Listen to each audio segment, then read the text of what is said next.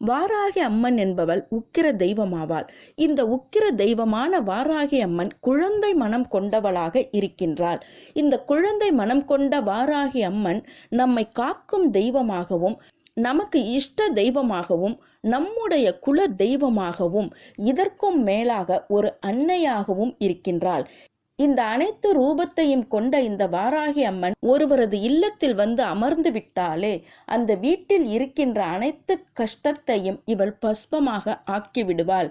கஷ்டத்தை நீக்க கூடியவள் தான் இந்த வாராகி அம்மன்.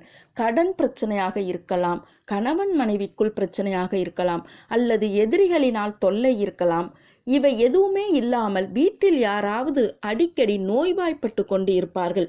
இந்த மாதிரி பிரச்சனைகள் இருந்தால் அந்த வீட்டில் வாராகி அம்மன் வழிபாடு மிக மிக அவசியமாகும். உங்களுடைய குல தெய்வம், இஷ்ட தெய்வம், காக்கும் தெய்வம் எதுவாக